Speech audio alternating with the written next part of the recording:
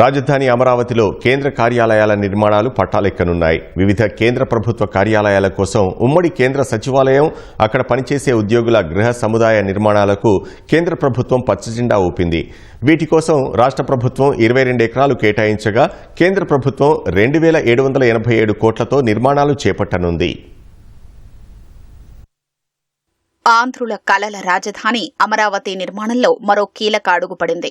అమరావతిలో ఉమ్మడి కేంద్ర సచివాలయానికి 1458 కోట్లు, ఉద్యోగుల నివాస సముదాయానికి 1329 కోట్లను కేంద్రం వెచ్చించనుంది. కేంద్ర పట్టణాభివృద్ది శాఖ చేసిన ప్రతిపాదనలకు ఆర్థిక శాఖ ఆమోదముద్ర వేసింది. ఈ విషయాన్ని కేంద్ర గ్రామీణాభివృద్ది శాఖ సహాయ మంత్రి పెమ్మసాని చంద్రశేఖర్ ఎక్స్ వేదికగా వెల్లడించారు. 2 ప్రాజెక్టులను కేంద్ర ప్రజాపనుల విభాగం చేపట్టనుంది. ఉమ్మడి కేంద్ర సచివాలయ నిర్మాణం కోసం 2018లోనే అప్పటి తెలుగుదేశం ప్రభుత్వం 22 ఎకరాల 53 సెంట్లు కేటాయించింది.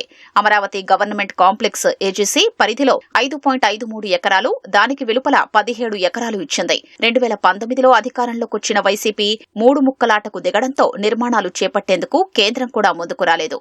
2024లో కూటమి అధికారంలోకొచ్చాక ఆ 2 ప్రాజెక్టులను పునః ప్రారంభించేందుకు ప్రయత్నాలు చేశారు.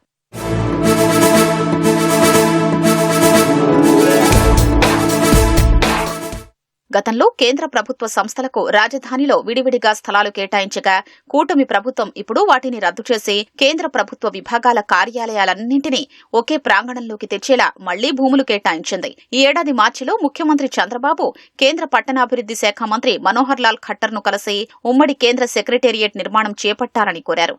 గుంటూరు ఎంపీ కేంద్ర మంత్రి పెమ్మసాని వీటి గురించి ఫాలో అప్ చేస్తూ వచ్చారు. అన్ని ప్రక్రియలు పూర్తయి 2 ప్రాజెక్టులకు అవసరమైన నిధులు సమకూర్చడానికి కేంద్ర ఆర్థిక శాఖ ఆమోదముద్ర వేసింది. దీనికి సంబంధించిన అధికారిక ఉత్తర్వులను మనోహర్ లాల్ ఖట్టర్ పెమ్మసానికి అందజేశారు. ఈ సందర్భంగా ప్రధాని మోదీ, ఆర్థిక మంత్రి నిర్మలా సీతారామన్, మనోహర్ లాల్ ఖట్టర్లకు పెమ్మసాని ధన్యవాదాలు తెలిపారు.